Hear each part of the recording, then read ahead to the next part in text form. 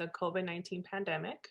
It's presented by our very lovely Education Support Services team here at Westside Regional Center. And our first presenter is Barbara. And Barbara, take it away.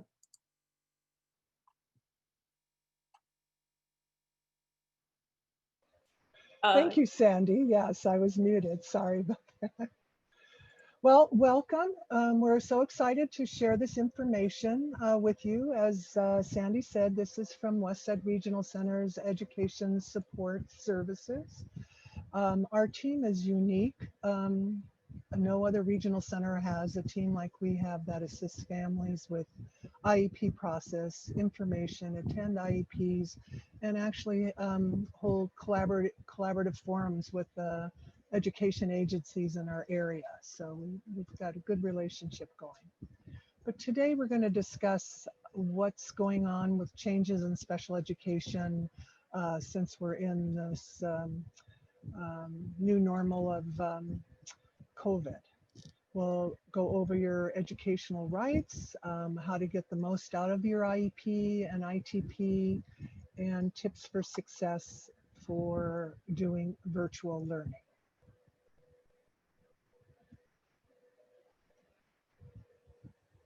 Okay. And I think I'm going to hand this over to Feben now. Are you muted?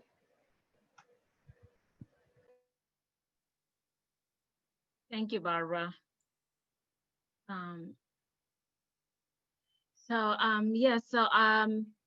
What's new? What's new is Senate Bill 98. Prior to COVID, we really didn't have any guidelines as to what to do when school closures happen for more than 10 days. That is why last spring, when we were told to go home, there wasn't any clear plan as to what was going to happen with our children's education.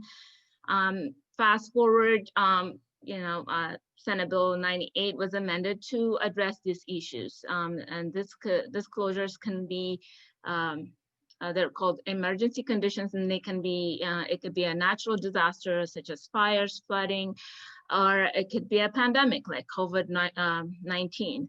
So whenever schools are shut down for more than 10 days and cannot provide in-person instructions, these guidelines can help us provide services and for our students.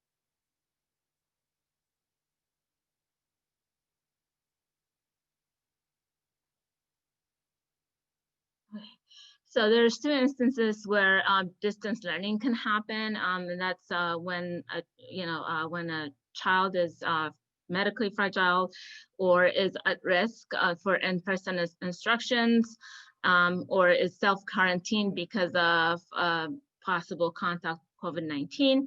That's one situation that can qualify for distance learning. Another one is when you have a shutdown by the district for one reason or another. It could be a public health scare, like I said, maybe a natural disaster. So even with distance learning, the school districts are still required to provide compatible educational services to their students. That includes mainstream opportunities for our special education students. And that is in the form of live synchronous instruction. In order for mainstream to occur, case carriers and general education students, teachers have to collaborate and figure out a way how they can make that happen. So there's 3 different ways distance learning can be delivered. First one is live instruction, and that is a teacher instructing students via Zoom or any other platform that district chooses. The second one is video or audio instruction. The teacher can record or have some kind of recording that in a certain subject provided to the students to cover a topic in the curriculum. The third one is printed materials. This can be delivered via email, and or if the family does not have a printer, is not able to print at home, then the teacher would have to figure out a way to make sure that the student gets that printed material.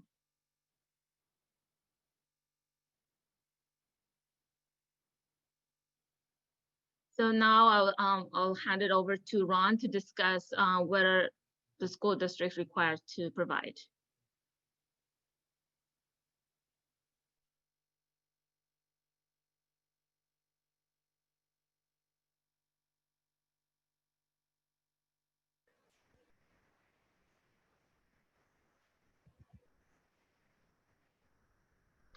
Ron, you have to unmute.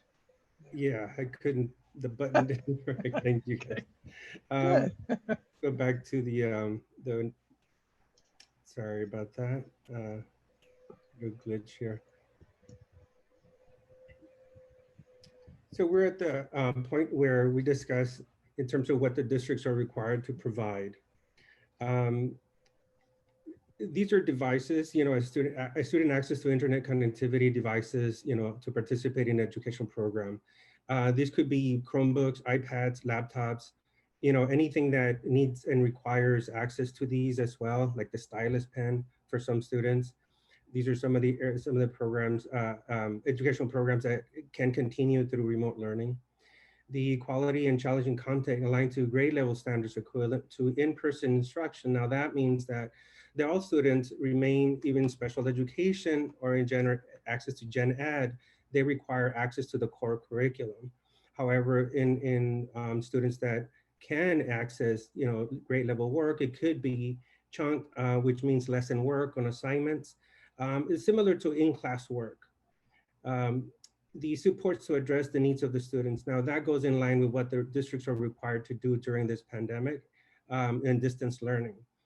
These supports could be software or hardware, like I said, the stylus or the Chromebooks. And we will talk a little bit more in a few minutes about certain types of software that could enable and assist students with special needs and or disabilities.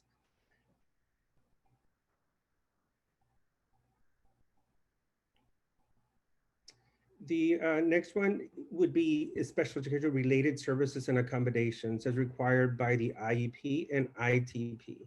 Now, this doesn't change as much, you know, for distance learning, but in terms of who does the accommodations, it is a little bit different. So again, we're going to talk about more tips and instruction at home and how to make these accommodations happen. However, the school and teachers are still able to allow breaks, give them extra time, give them, again, for the assignments and or having assignments and or instructions printed, you know, in their school loop or Schoology, whatever program the district is using, they have to make it accessible to our students in terms of steps and instruction. The designated and instructional, integrated instruction in English and language development. Now that one is more of the academic, but at the same time, independence, you know, area of each student's needs and the goals is that we look at these is of reading, writing, and some of them, you know, and expressive skills. So again, this is what that particular piece is looking at. For the continued in accommodations, you know, you could look at the group versus individual. If your child is not making progress, you know, and or not benefiting from that modality in terms of group, you know, you can do an amendment to the existing IEP or to hold an amendment to change, you know, the modality for that service during this time. The teaching has to be done by the licensed staff and should provide a time as scheduled. So these means therapists and credentialed teachers, they need to allocate the time as specified in this slide right in front of us. So the modified instruction and minimum required minutes is very self-explanatory in terms of 180 minutes for kindergartner, and this expands sometimes through Monday through Thursday. Some schools are taking Friday as part of conference days and or personal development, as well as parent conferences. So you can see the grades 3, 4 to 12 in terms of how it changes. The most important part is each student must have a daily life interaction again with the teacher. Whether what platform they are doing via Zoom, Google Meets, or telephone.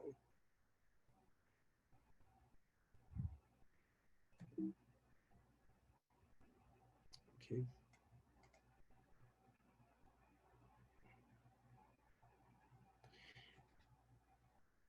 Your educational rights are intact, like as I was referring to as earlier.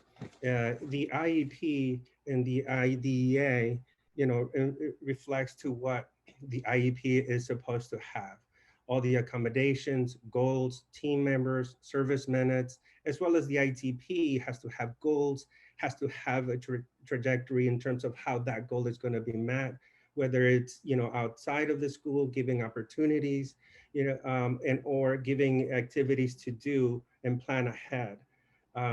Again, the individualized education plan, IEP, includes all these services. Placement is still intact, even though we're remote learning. Related services and minutes should again remain the same. The supports have to be appropriated as accordingly and as appropriate. And the bigger piece is the free and public education, which means at public's expense and no cost to you, the parent. The IEP is a solid contract between you and the district, although we always say it is not set in stone. It could be changed and amended, like I referred to before. But it is a contract for service delivery in all aspects: placement, services, and supports.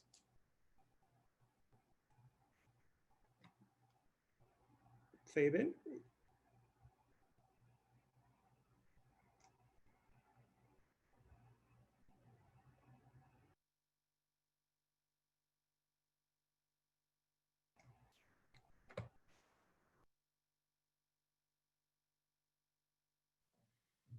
So I'll be talking about how to get the most out of your IEP and ITP.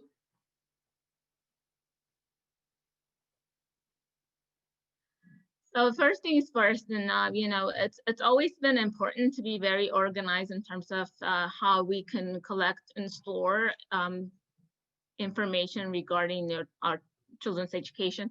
But it's more important now that we're distance learning, right? So we usually advise families to have a binder to store all things IEP or all things education.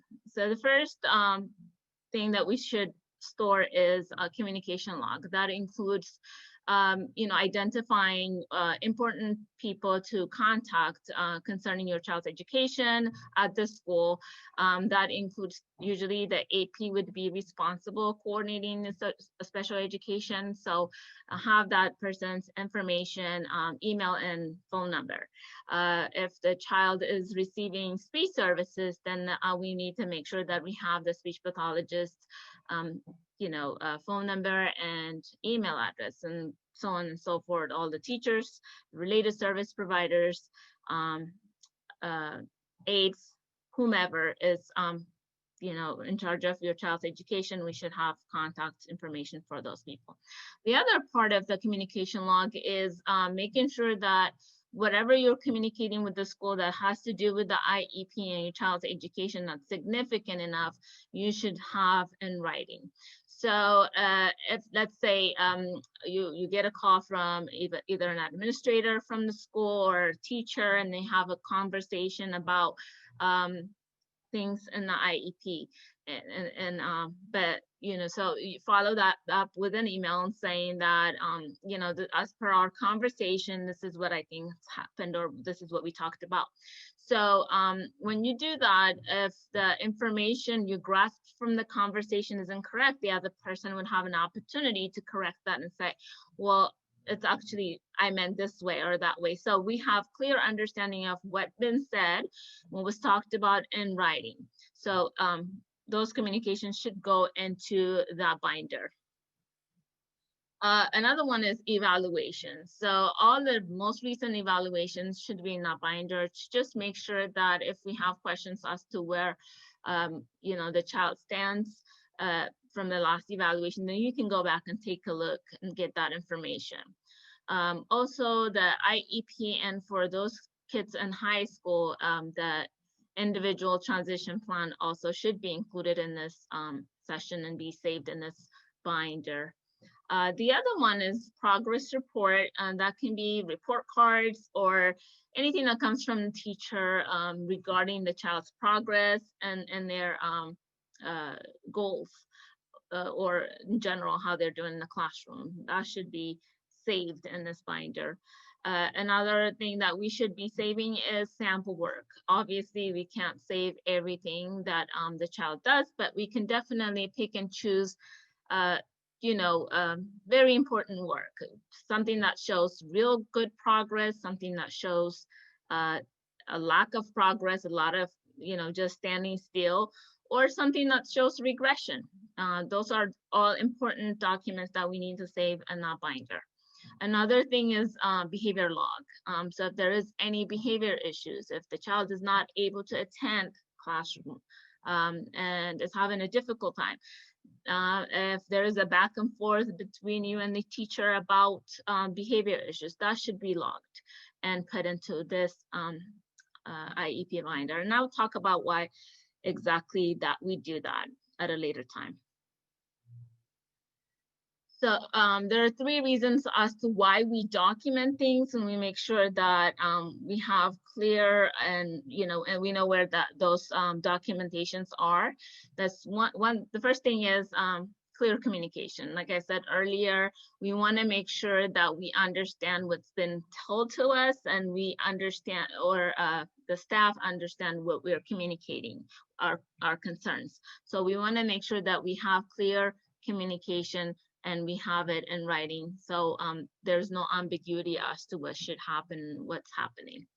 The second thing is academic progress, documenting things and making sure that we have the IEP goals visible to us, making sure that we work on them on a daily basis, making sure that we track the goals, and I will show later on how to track goals.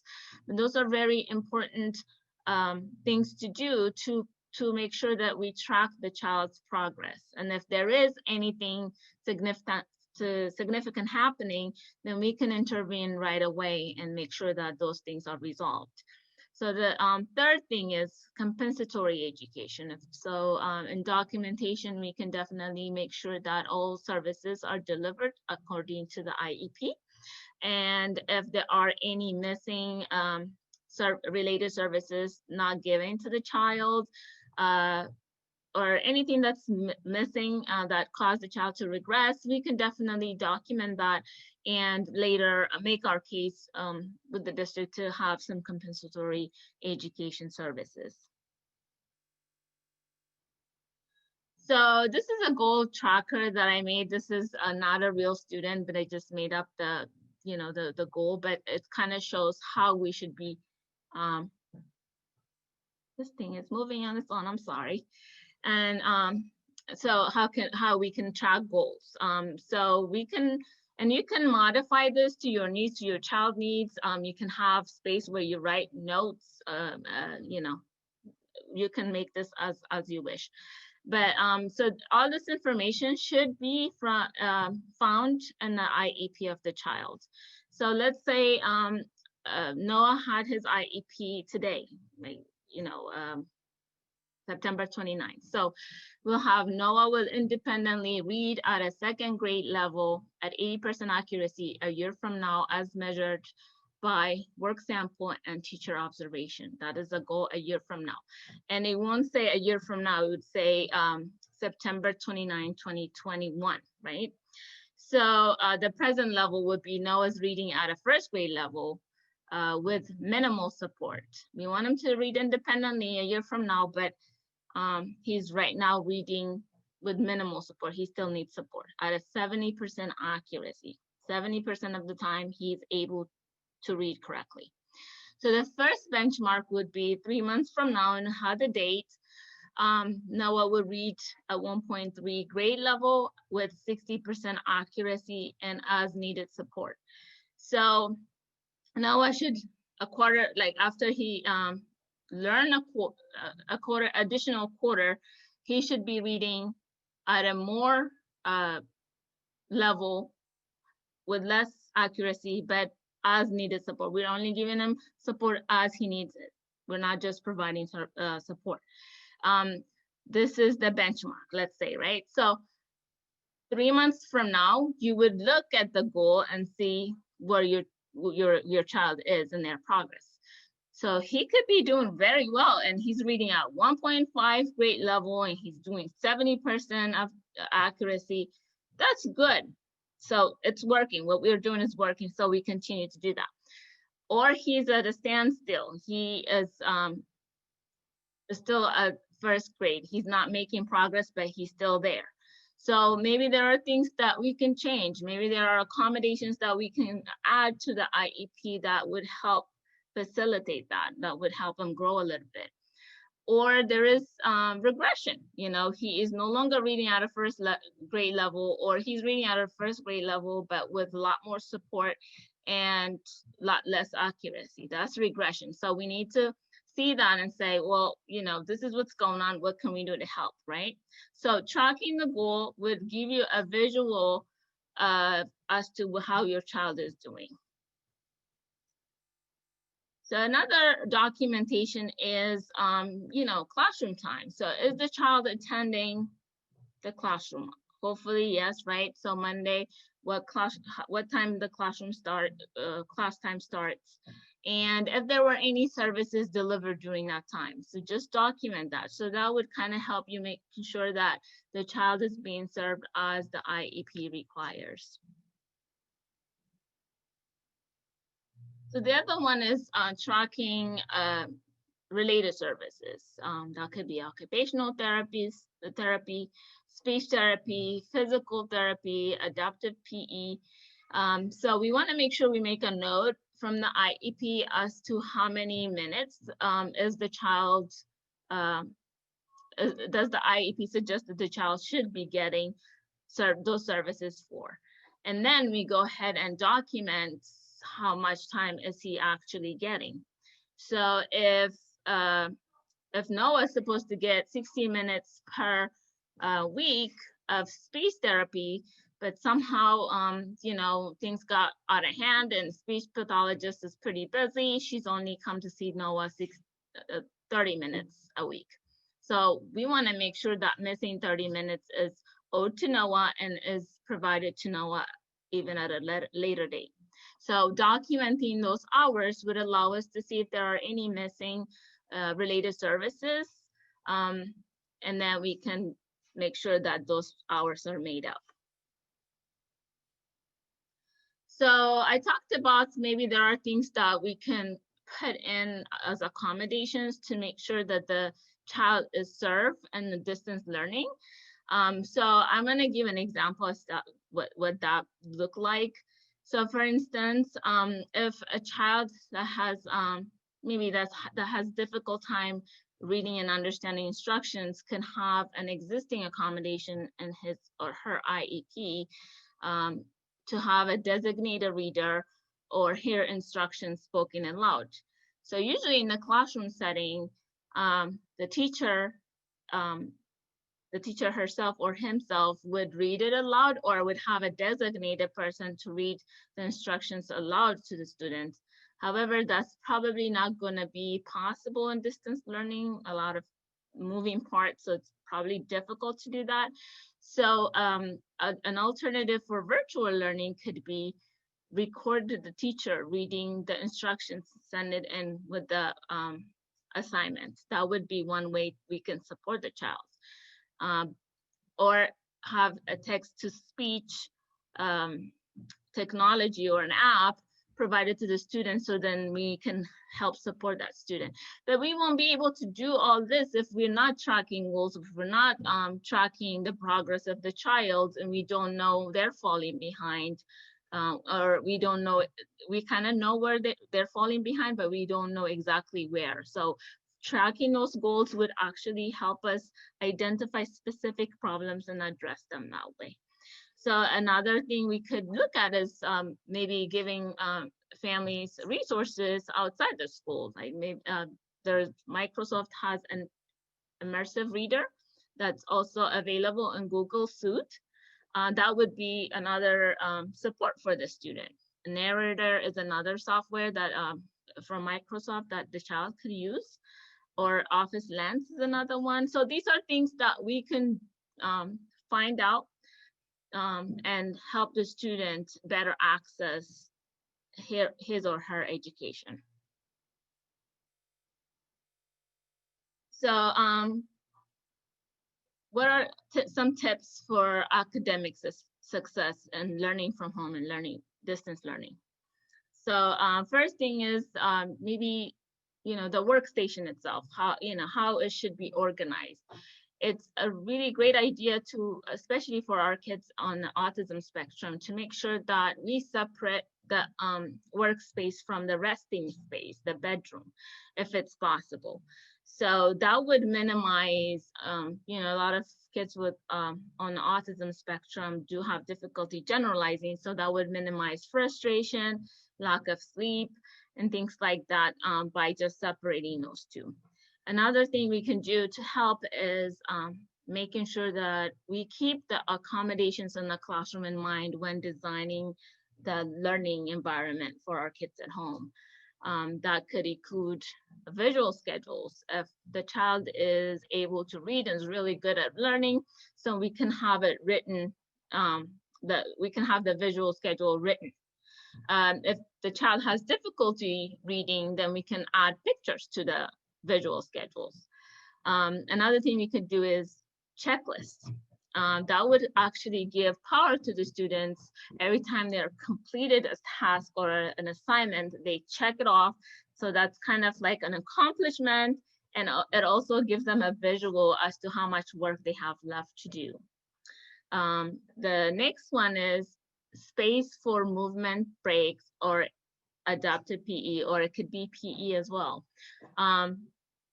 This is, I think, is very important because there's so much distraction in the home. A lot of families, there's several people working from the same home, a lot of computers everywhere, different things going on in the home. So we want to make sure we minimize the amount of distraction that the child has to really deal with. So having that movement break area next to the working area would allow us not to have the child go somewhere else to do those exercises and be subjected to all those distractions. So having a small space available would be helpful if that's possible. Another thing that we can probably include and have accessible to the child would be fidgets, or it could be any kind of sensory input stuff. Like it could be a bag of sand, a bag of rice and beans combination, whatever works. You know your child best. You know what the accommodations are in terms of what's on the IEP. So kind of imitating the classroom environment to do the home would help minimize a lot of the stressors. Another thing is a great idea is not only having the IEP goals inside the binder that we're organizing, also having them printed out maybe right in front of us or right at the desk. So there's two benefits to that. One thing is, like I said, we'll track the goals, making sure the student is on track. But the other benefit is that we make sure that the child is working on the goals on a daily basis, So another tip would be establishing routine that resembles the norm.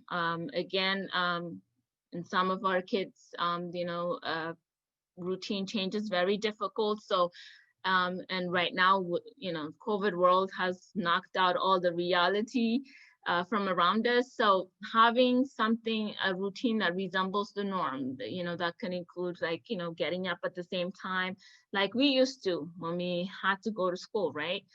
Eating breakfast at the same time every day. Even to the point, like, before COVID, kids were able to pack their lunches and pack their, backpacks and carry them out to school. We could definitely resemble that, and then they can carry their backpack to their working station. That's something that might work.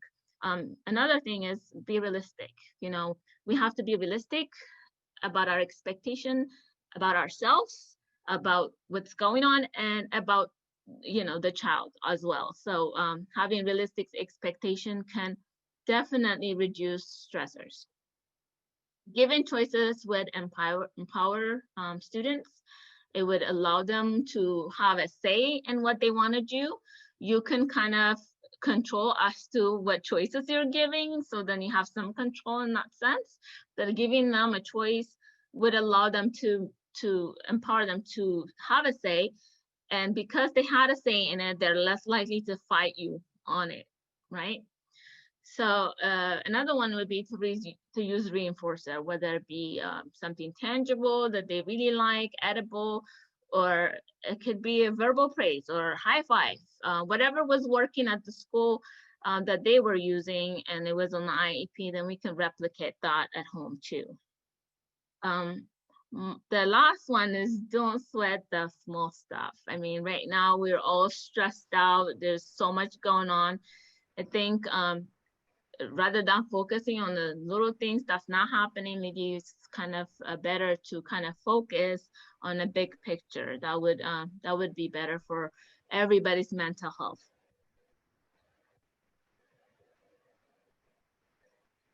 Another thing is learning opportunities are everywhere. So it doesn't have to, all education doesn't have to take place on the computer, at the table. For instance, you can take your kitchen. Your kitchen can be a chemistry lab. It could be, a math classroom. There's a lot of measurements that go, that happen in the kitchen. Cooking itself is a chemistry reaction, right? So there are things that we can do based on what they're learning.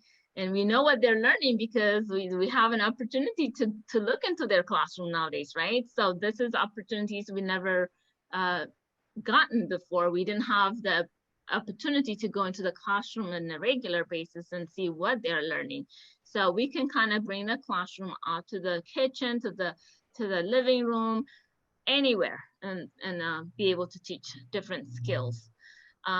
Another thing is self-help skills, chores, life skills. For a lot of kids who are older, maybe perhaps in high school, maybe this is even the time to kind of get them a secured card or a debit card, have them do chores, pay them, and have them manage their money. This is something that they can do at home. They can take into after high school when they're living independently. So those are things that we can teach at home to support our students. Another thing is that making time for socialization, which is kind of weird to say that at this moment where we are social distancing, not having a lot of opportunity to socialize, but it's a very, very, very important topic because for a lot of our kids, social skills is one thing that they struggle with the most. And making sure that we still work on it, making sure that we still address goals, making sure that we still give them opportunities to socialize is very important. How that look like can be different from one person to another. Maybe there's a neighbor that is still staying home and keeping safe. Maybe that's something that you guys can work out.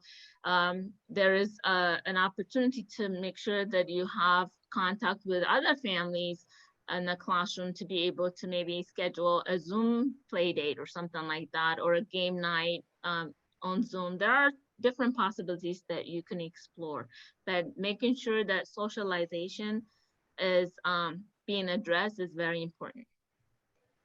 The last one is leisure time, and that is usually like when we have kids, you know, unique abilities, then we are always addressing what's not going right. So do this, do that. You're not doing this. You have to do this. So having students be able to be with themselves, doing what they enjoy, safely, of course, just being in their zone for whatever amount of time you can afford to give is one thing that we can do. Teaching them how to be with themselves, by themselves, safely would be something that we can work on at home. Okay.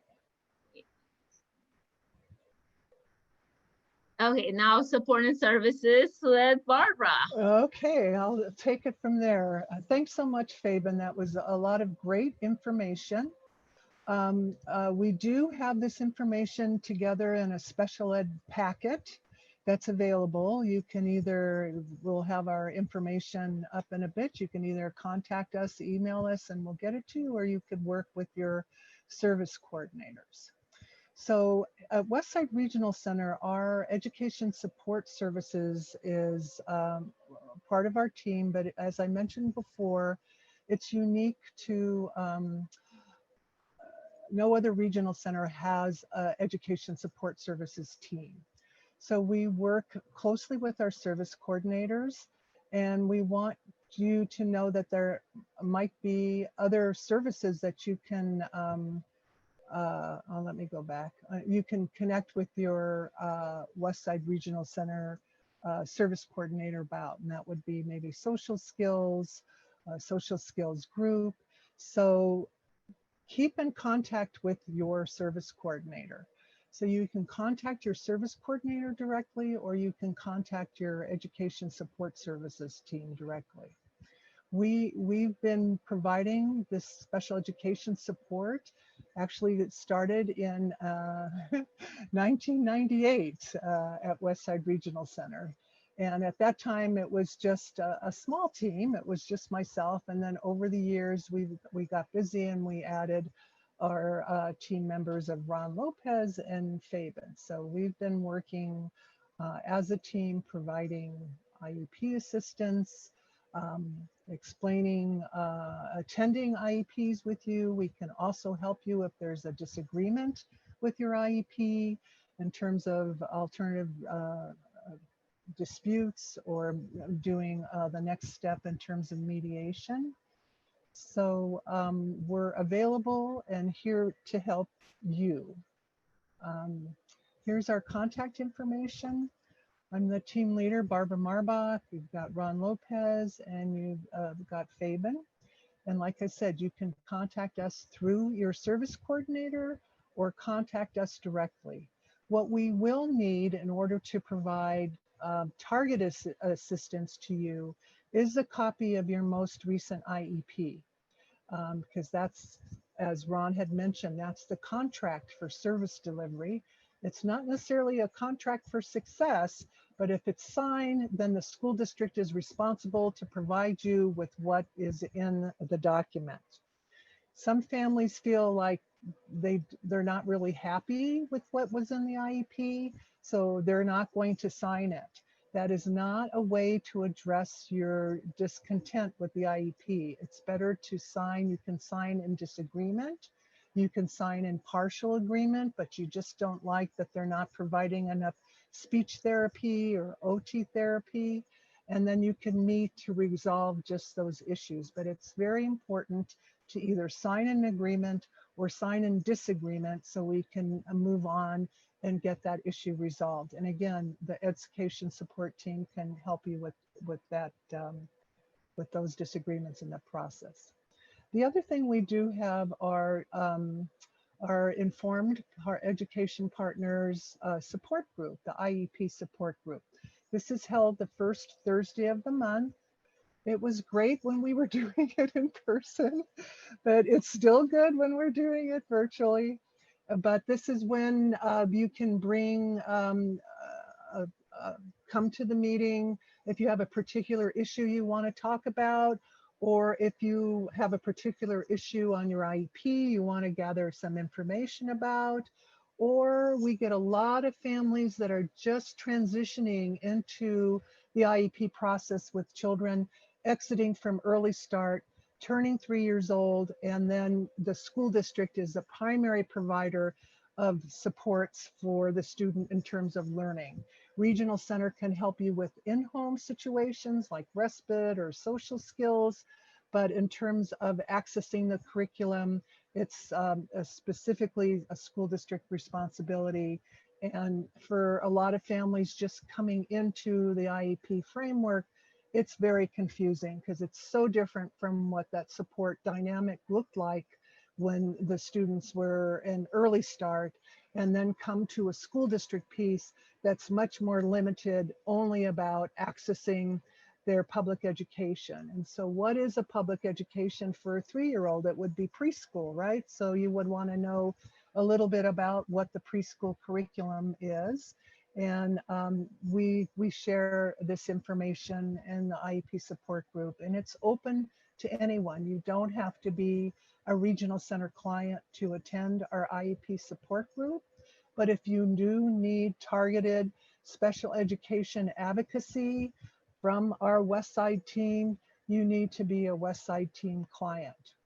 Having said that though, if you are not a Westside Regional Center client and you have particular IEP concerns, we do have another part of our agency, which is our Family Resource Center, and they can help you with your IEP support if you're not a Westside client.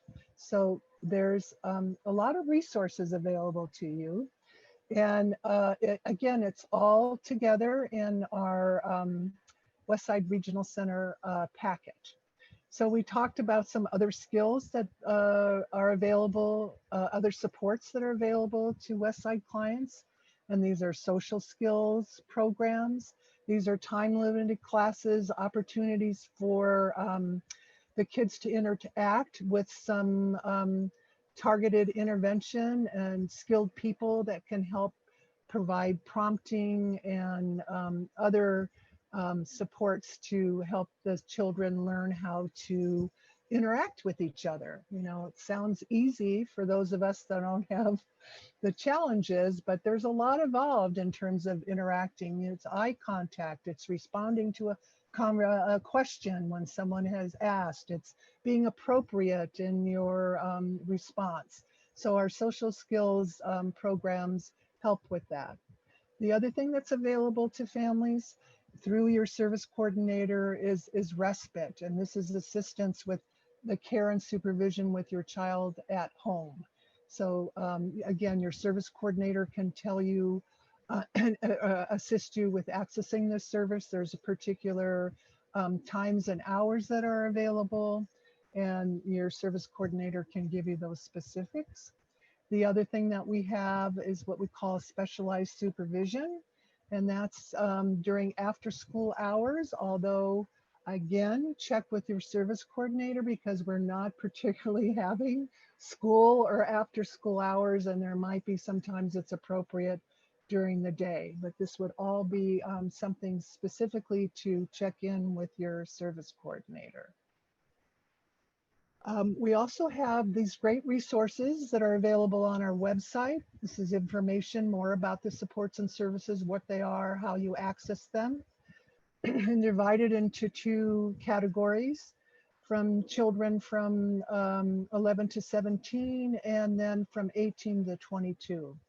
The 18 to 22 age is very different in terms of preparing students, because we're looking at what the student will need in order to work, right? The whole idea about going to school and college is to get a job. So for some of our families, some of our students, they might not be going to a 2-year college or a 4-year college and would be transitioning right to work programs. And this is, again, a support service that Westside has.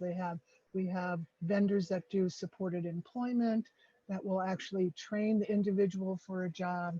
And again, I'm talking about in our normal times, you would need to work with your service coordinator to see what this would look like during our distant learning.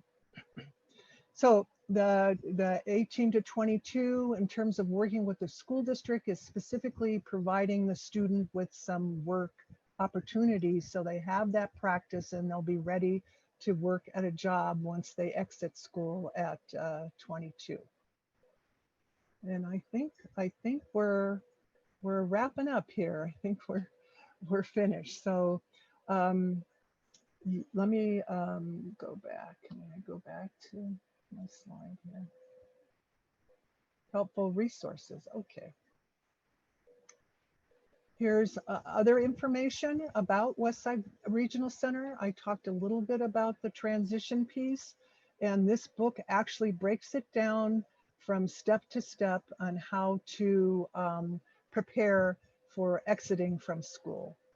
And it's now available for download, and it's also on our website. And again, this was a collaboration of our team and Sandy and our employment specialists at Westside all got together and contributed toward this document, which is very helpful.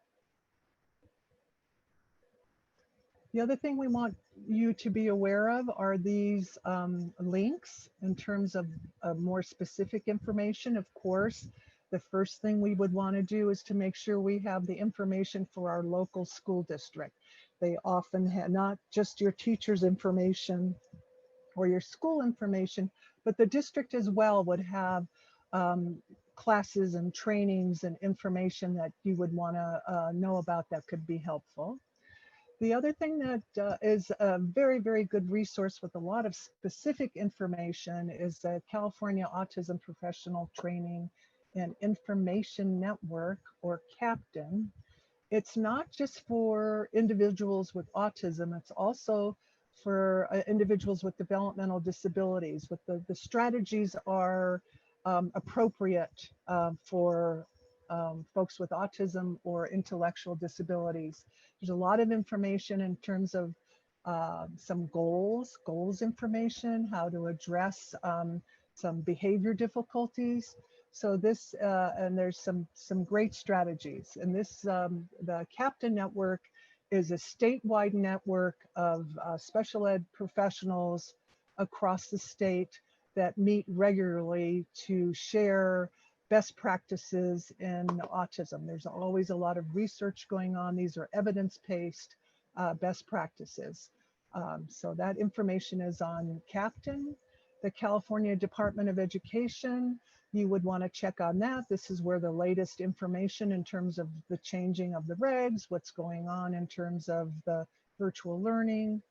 And then the Learning Rights Center is actually something more specific about special education and your learning rights and what you're entitled to and how to address concerns. That's the same with the Special Education, Office of Special Education Programs. They have resources in terms of mediators, resources in terms of strategies and programs that will help. And you might even share with your school district. The same with California Disability Rights, SER, Special Education Rights and Responsibilities. This is a great document. It's organized in chapters by areas of concern. So what's an IEP about? What do you do if you disagree with an IEP? There's chapters about that. What strategies are available for students that have this kind of need? How do you collaborate with behavior and speech and language? So that's a really great, and it's chapter by chapter. It's something you can download, and that would be a resource to go to first before you talk to your special education teacher about a concern, because it will help give you specific information. Understood is another great website about education strategies, how to work with your child. There's information about distance learning on there now. And of course, we have our Westside website and our Westside Resource and Empowerment Center. And that's who I was mentioning earlier, that can assist families that have special ed issues that are not Westside clients. They also have a lot of great information just about in the community. So it's one of our great supports at Westside. At this time, if you have any questions for our panelists, this is the time to ask it. So we just ask that you type your questions into the Q&A box and then click on the send button. Or if you want to ask your question out loud, maybe it's a bit more complicated and it's easier to ask it directly to our panelist, you can click on the raise hand icon.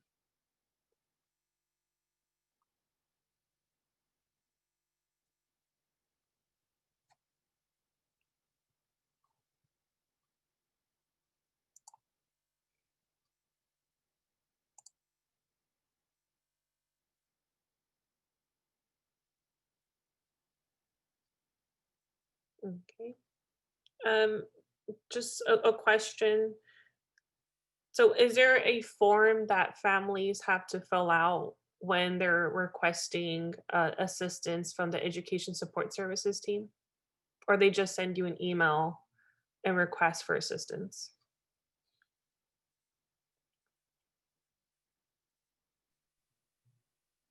Okay.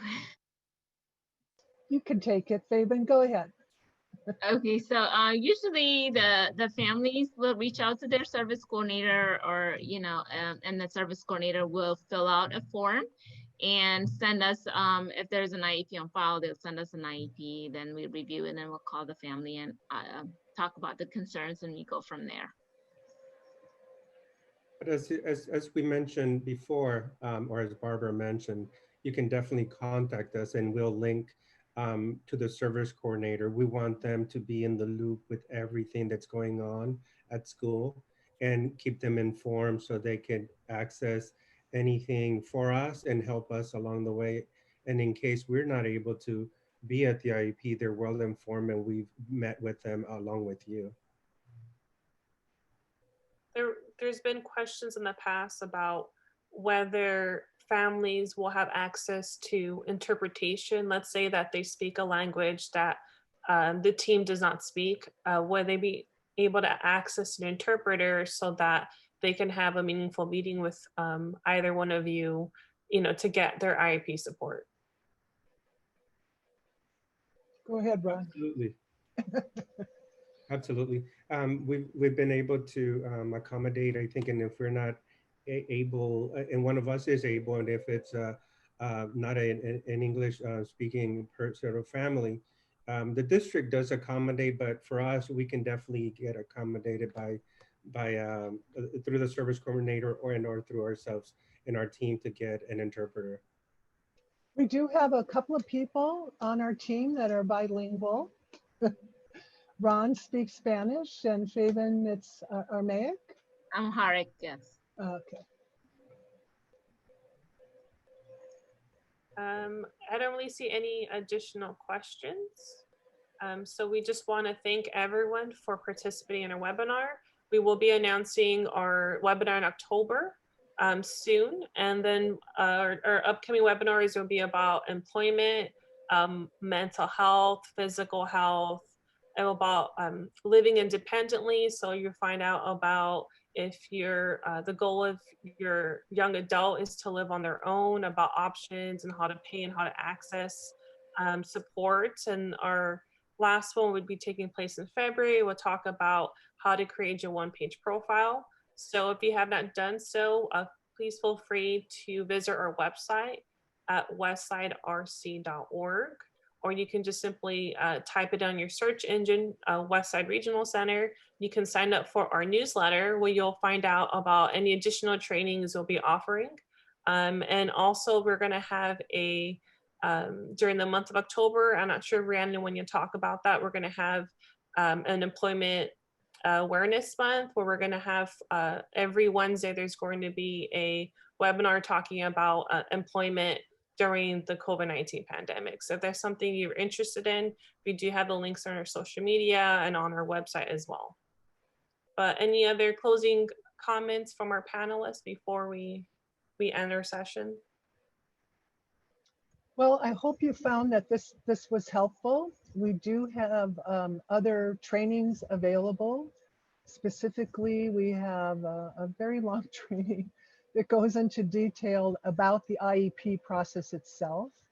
But that would be something that we could provide, but we're also available to help you directly. So you don't necessarily have to learn everything, and you can contact us directly, or as Ron said, you can contact us through your service coordinator. Either way, we'll be linking in with the service coordinator to gather information that will be helpful for us. So, Perfect. So I thank just you. want to thank our panelists. A really big thank you to our interpreters for doing an Thank you. amazing job. Thank you so much, ladies. And I really hope that everyone has a really great evening and stay safe. Thank you. Bye. Bye, everyone.